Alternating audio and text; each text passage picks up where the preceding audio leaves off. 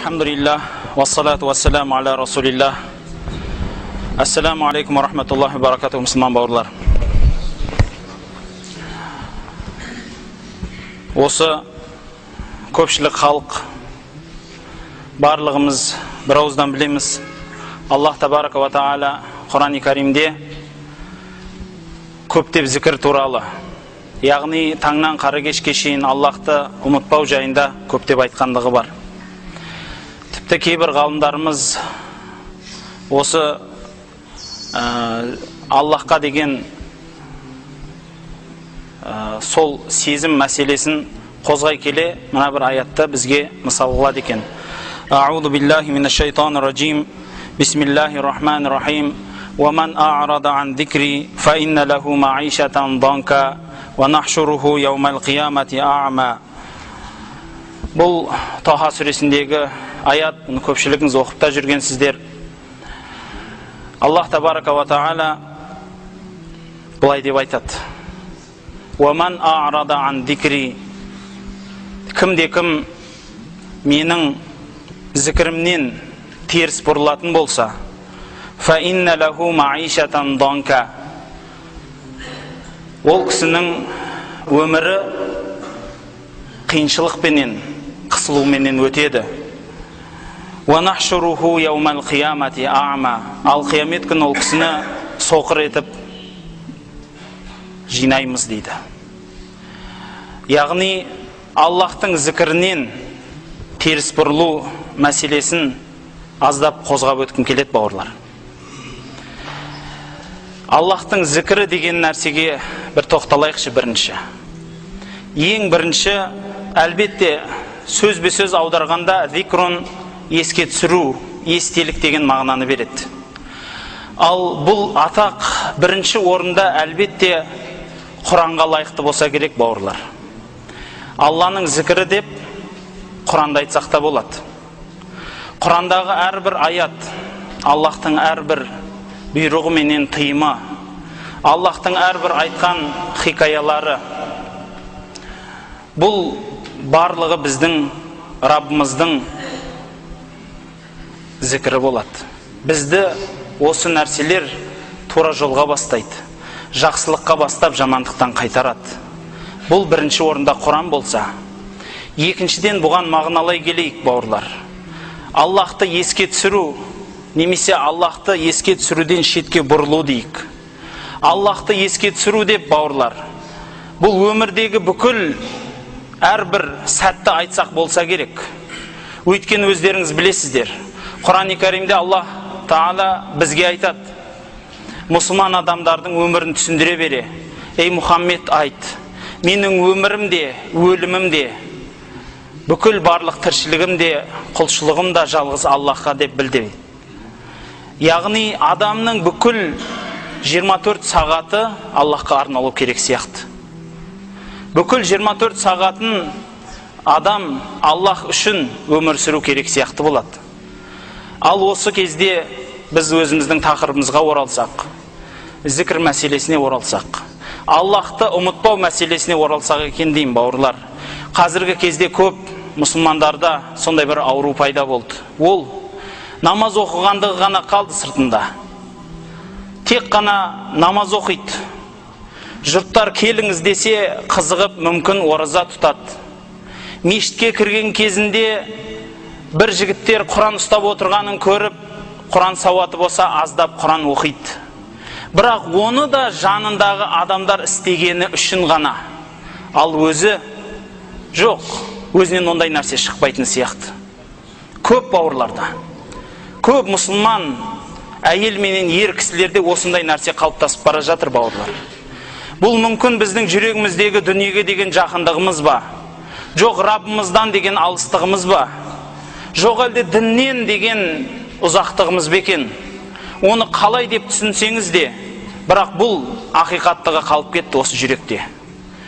Яғни Раббымызды еске түсіруден ұзақтап бара жатқандаймыз. Базарда сауда жасаймыз.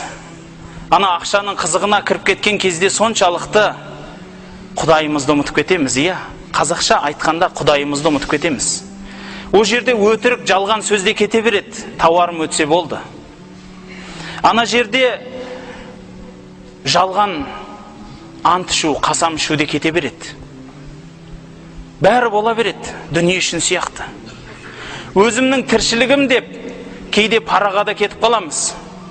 Бара бергенше пара бер дейміз. Сөйтеміз да жүре береміз сол тіршілікпен. Содан біз, бауырлар, балашаға бағып отырмыз ғой. Қарнымызды тойдырып, денемізге қанды артып отырмыз.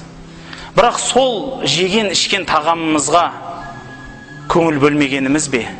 Иә, бұл да Алланы еске түсіріп, Алланы ұмытпаудан кеп шыққан мәселе еді, бауырлар. Алланы ұмытпағаннан шығатын мәселе еді. Өйткені Аллахты барлық жерде көріп тұрған адам ол іске бармайтын сияқты, бауырлар. Бармау да керек.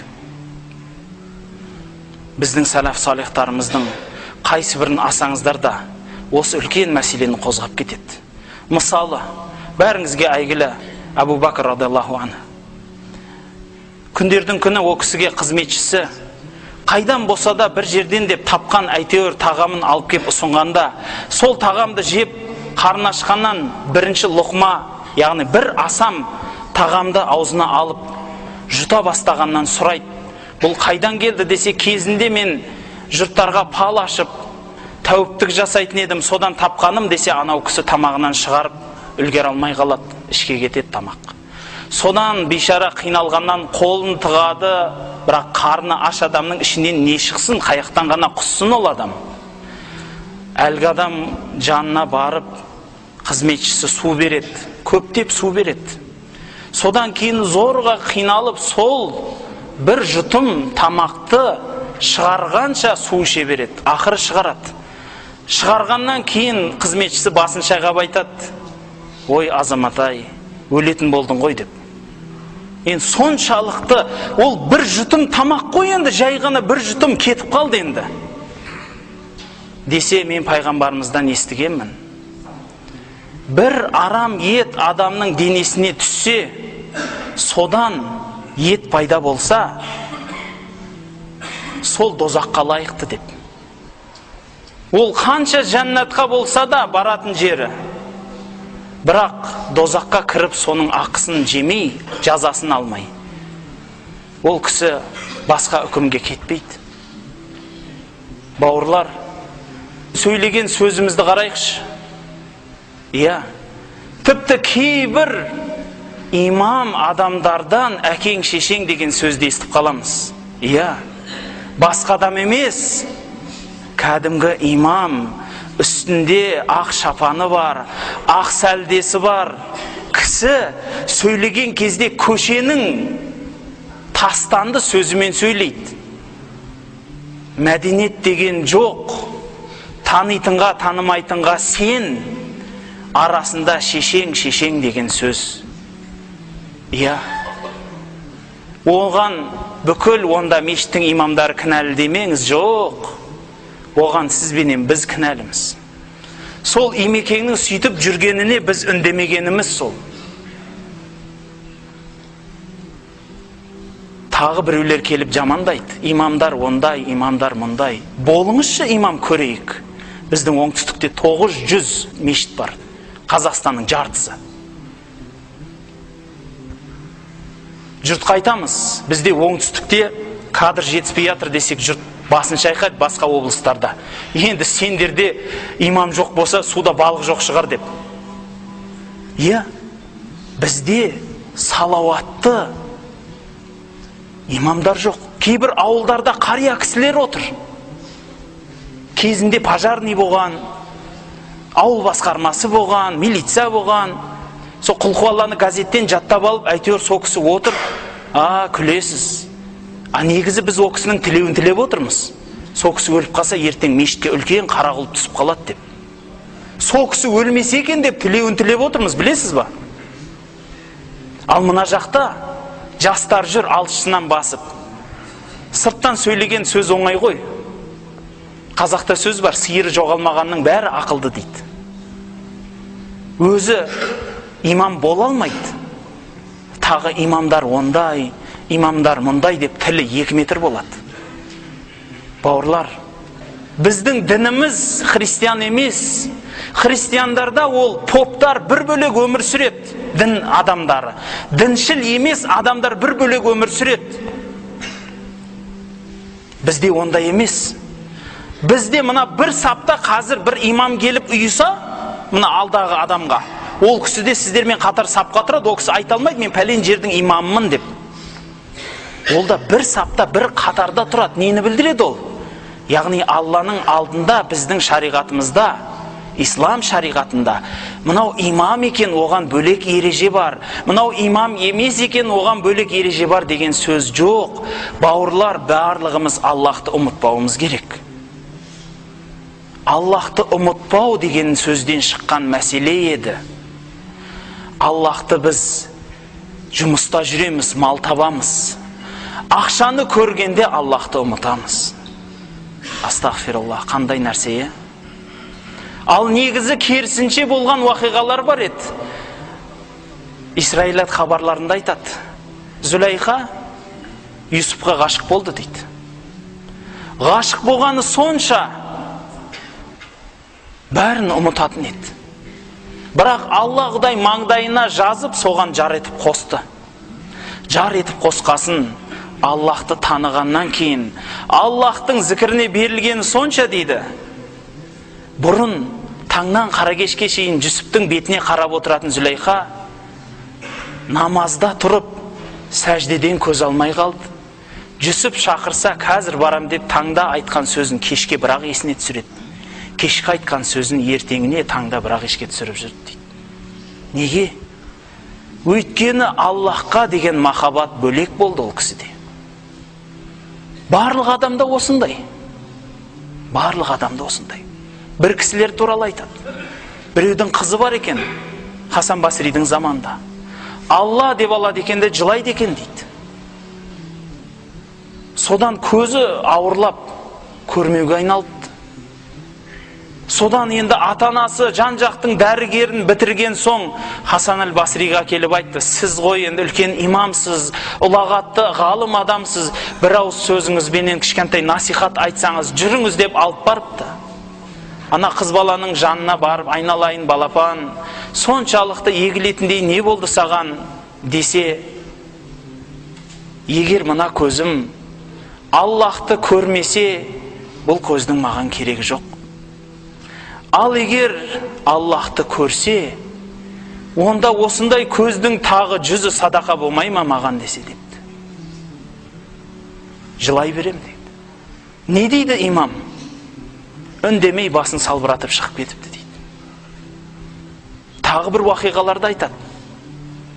Бір көшеде бір жас, сұлу келген келіншек, түрі деген түрі жоқ, бойы десе бойы жоқ, қап-қара біреудің жанына еріп, соның бетіне күліп қарап, соған мүлайым сөз сөйлеп жанында еріп жүр дейді.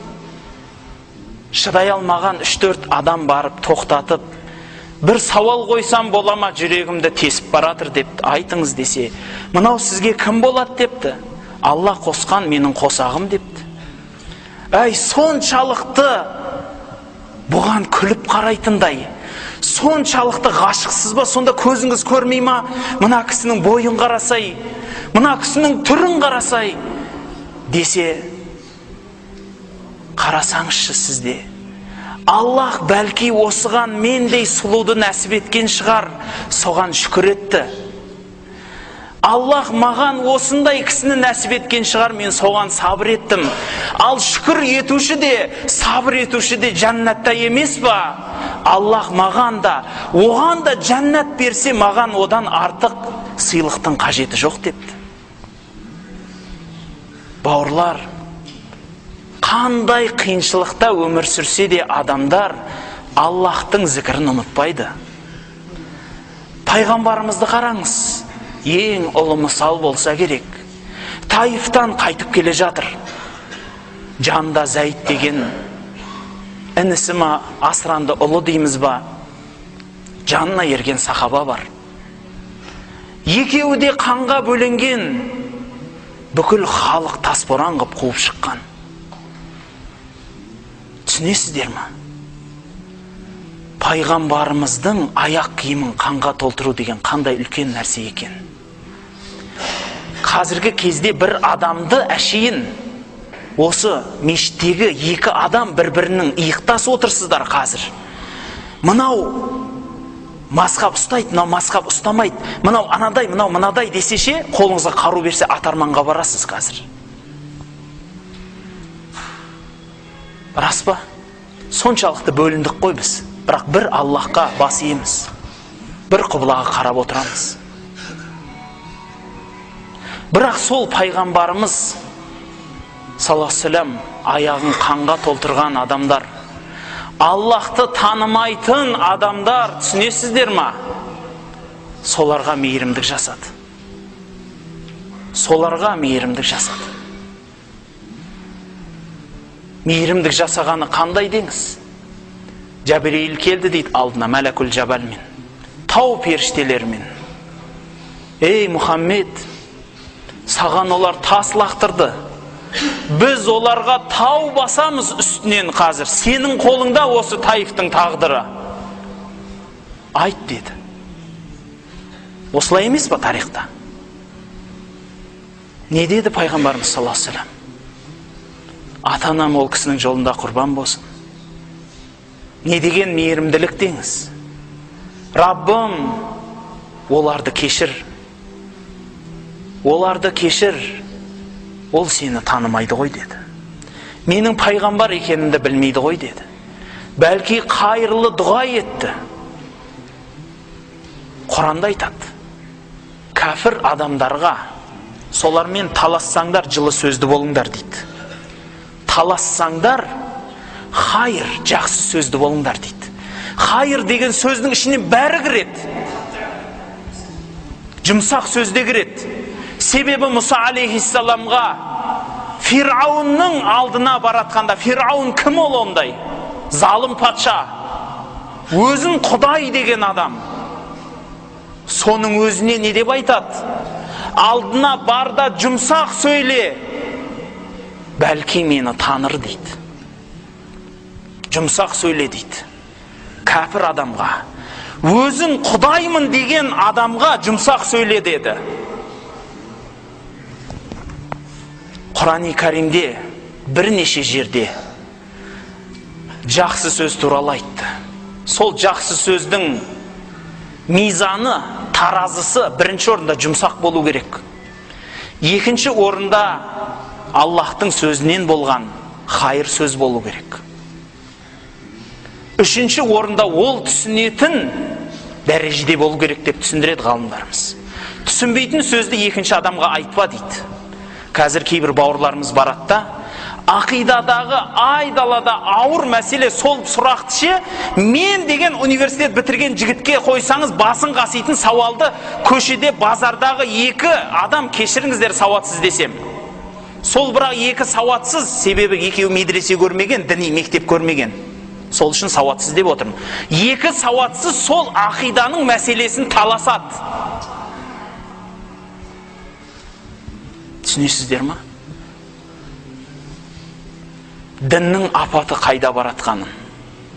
Олардың өткені басына солай құйылды. Ақида деген маңызды мәселе, оған ешкім таласы жоқ. Бірақ әркімге өзінің миына керек нәрсе бар еді ғой. Мысалы ширк, Аллахқа серік қоспа. Қалай? Ең қарапайымы сұрауда, сүйенуде, тілеуде бәрі Алладан дейді. Бітті ғой, қалған не қажеті бар оның бәрін майдалап. Жоқ, ар жағына кіріп кетеді. Анау, мынау кете береді сосын. Ол кісі түсіне ма, түсінбей ма, Аллаху алам. Мақыл, ширк мәселесі жеңіл болар түсіндіру. Бірақ қалған мәселелер ше діндегі. Бәрін ақида мәселесіне кіреді. Сөйтеді да отырып алып, Аллахтың сипаттары туралы таласамыз, бауырлар. Бауырлар, Аллах туралы таласып жатырмыз ба біз? Ойланбадық ба біз, бауырлар? Түсінесіздер ма? Кім туралы сөйлеп жатқанымызды? Аллахтың заты туралы айтуға кімнің ақысы бар? Қояйық та сол таласты. Аллахтың барлық сифатына иман келтіреміз. Құранда айтылған, пайғамбардың сахих хадистерінде келген. Бәріне қалай айтылды, солай иман келтіреміз. Бүкіл имамдарымыз айтып жатыр бір ауыздан. Оның ішіндегі мәселеге кірмеймін десеңіз кірмейміз ғой, ешкім кірмейді оған. Бірақ біреулерге ол қызық, өйткені қазақтың жерінде дау болса екен дейді. Ал қазақта сөз бар, дау болған үйде 40 күн береке болмайды дейді. Осындай дін бұзар адамдардың айтқанына ерген Алланы ұмытқан бауырымыз біз. Алланың зікірін ұмытамыз.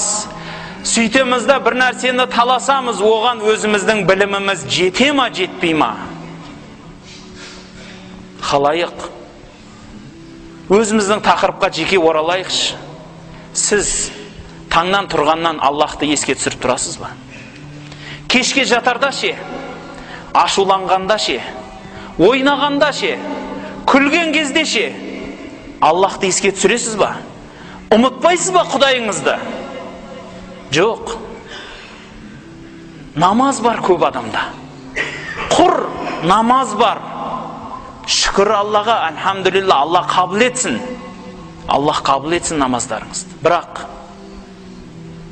пайғамбарымыз айтады, жүрегі ғапыл болған, лағып жүрген жүректен Аллах дұғаны қабыл етпейді дейді. Қабыл етпейді ондай дұғаны. Ондай болса, жүрегіңіз базарда болса, таласып қалған адамменен кінәда болса жүрегіңіз, қалай өмір сүрмекшісіз бауырлар? Пайғамбарымыз жаннатқа кіретін жолдың бәрін көрсетіп кетті ғой. Мысалы, бір жол. Пайғамбарымыз айтты дейді бір күні мешітке. Қазір мешітке тірі жүрген жаннати адамды көресіңдер ма? Сол кіріп келеді деді дейді. Көрейік о кісіні, кім екен дедік. Бір кісі кірді. Намазға кіргендей дәрет алған, үстінен су тамып тұр сақалдарынан. Ассаламу алейкум деп амандасып кірді. Сол қолында аяқ киімі бар.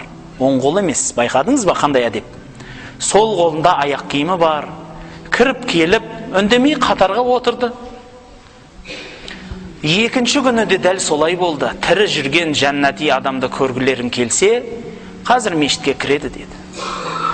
Тағы да сол адам кірді. Үшінші күні тағы да сондай сөз болды. Бір сахаба барып ол кісінің үйіне сылтау айтып 2-3 күн бірге жатып түнеді. Көрді, қандай амал жасайды екен, қандай кісі екен. Қарапайым, қатардағы мұсылман. Түнімен тұрып намаз оқымайды, жоқ. Құптанды оқиды, таң намазына бірақ тұрады. Бұл қарапайым. Күндіз ораза шығар, жоқ. Күндіз тамақ ішіп жүр. Мүмкін Құран оқитын шығар, жүрген жерінде тұрған. Қари емес, Құран жаттамаған көп. Кішкентай ғана 3-4 сүре біледі. Ендігім сонда ол. Намазы қарапайым, оразасы ондай емес, Құраны ондай емес. Қандай адам? Ақыры шыдай алмай сұрайды. Сіз пайғамбар мақтайтын не тірлік істедіңіз сонша? Білмеймін. Пайғамбарымыз бірақ бір айтқан сөзі бар. Ей пәленше, сенің маған бір ісің ұнайды. Кешке жатарда, я Аллахым, бүкіл барлық мұсылмандардың барлығын кешірдім деп жатасың. Таза жүрекпен жатады да. Жүрегі тап-таза. Ұйқысы да тыныш болады сол үшін. Қорылдап, тұрып, қанып, ұйықтайды. Білесіз ба? Византия империясының патшасы Омар халифаға хат жіберіпті дейді. Мына хатты алып бар, Омарға бер деп бір арабтың жігітін жіберіпті, Шамдағы. Енді Шам кезінде со Византияның қолжаулығы болды ғой. Содан Мадинаға келеді, мешітке келеді пайғамбардың. Омарғаны білмеймін, мына мешіттің сыртында бау бар, сонда көріңіз дейді. Іздесе Омар халифа, бүкіл мүминдардың әміршісі, біздің сөзбен президент. Мемлекетінің үлкендігін айтайын ба? Солтүстігі Кавказ, оңтүстігі Индия, шығысы Қытай, батысы Атлант мұхиты. Осындай үлкен император аяқ киімін басына жастық қылып, құрма ағашының түбінде қорылдап ұйықтап жатыр дейді. Жанында бір қарауыл жоқ. Қазір президент айтпайық. Қарапайым фирманың бастығы жанына көзіне қарашки таққан бой 2,5 метрлік жігіт ұстап жүрмесе тиіс жүрамайды. Қорқады. Неге? Бауырлар, Құдайды ұмытып кететін сияқтымыз. Сонда әлгі араб Омардың жанына келіп айтты дейді. Ей Омар, әділдік жасадың, әділ болдың. Тыныш ұйықтап ұйқың қанды ғой енді деген екен. Әділдік істейді, таза жүреді, біреуге кінә тартпайды. Біреуге деген жүрегінде ашу, ыза, кек жоқ. Ұйықтайды да рахаттанып, қалаған жеріне. Бауырлар, Аллахты көп адам ұмытатын сияқты. Аллах бізді өзін еске түсіруге көптеген ескерту береді, бірақ көптеген ескертулер береді. Байқайсыздар ма? Кеше жүрген, сізбен бірге жүрген адам дүниеден өтіп жатады. Ескерту емес па? Алдыңыздан бір адам жаназасын алып өтеді. Сізден мүмкін жас шығар, әйел ма, еркек па? Бірақ ол кісінің өмірі бітіп жатады. Сізбенен қатар жүрген бір адам төсек тартып жатыр. Шегеленіп. Бір адамға Аллах көзін бермеді. Біреуге қол аяғын бермеді. Ал сіз жұма намазға келіп жүрсіз. Жұма намазға келіп, маңдайыңызды сәждеге қоюға Аллах нәсіп етті. Не деген бақыт, не деген байлық. Бір күні бір адам шешесін арқалап қажылықта жүр дейді, Кағбаны айналып. Пайғамбарымыздың жанына кеп, я Расулалла, мына қу шешемді арқалап қажылық етіп жүрмін жаяу. Кегенше арқалап келдім, кеткенше арқалап барам. Ақысын ақтадым ба десе пайғамбарымыз, ол кісінің мүмкін бір түнінің ақысын ақтаған шығарсын деді. Бір түнін. Мүмкін. Ол ананың ақысы еді, баланың алдындағы. Аллахтың ақысы ше, бауырлар. Аллахтың шүкірлігі қалай болар еді? Ананың, атаның біз ақысын төлей алмаймыз деп сайраймыз. Аллахтың бізге берген нығметі шексіз ғой. Ең үлкен нығметі өзін танытып маңдайымызды сәждеге басты. Не деген бақыт. Бұл бақытқа мен деген Намруд сияқты дүниесінің барлығын, бүкіл әлемді тізесін бүктіріп, бас идіріп тұрған патша жетпеді оған.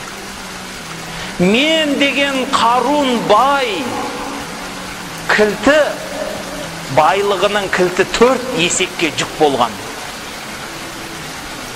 Мен деген Қарун бай жетпеді. Аристотель сияқты дана данышпан ғалымдар жетпеді. 1000 жылдап, 100 жылдап өмір сүрген көптеген адамдар жетпеді бұл маңдайыңыздың қойған сәждесіне. Аллахты біз бірақ ұмытамыз. Бауырлар, ойын ойнасаңыз да, ашулансаңыз да, сөйлесеңіз де, тіршілік етсеңіз де, ұйықтасаңыз да, барлық жерде Аллахпен болуыңыз керек емес па?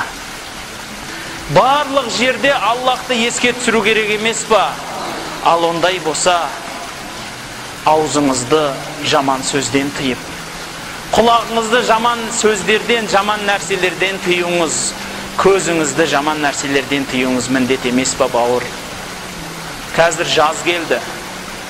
Қыздарымыз да, ұлдарымыз да Ұлдар мен қыздарды айтасыз, жасы 50-ге 60-қа барған ағаларымыз да көзін тие алмай жүр ғой. Жан жағына алақ жылақ етіп. Білесіз ба? Сол қарап атқан адам, қыз бала, сіздің қызыңыз, сіздің қарындасыңыз, сіздің анаңыз, біздің қазақтың елінің анасы болашақ. Қазіргі болашақ анасы. Ал сіз оған сондай арам оймен қарайсыз. Шындап келгенде, енді әр сөзде, әр әзілде бір шындық бар дейді. Бұл имансыздықтың белгісі емес па?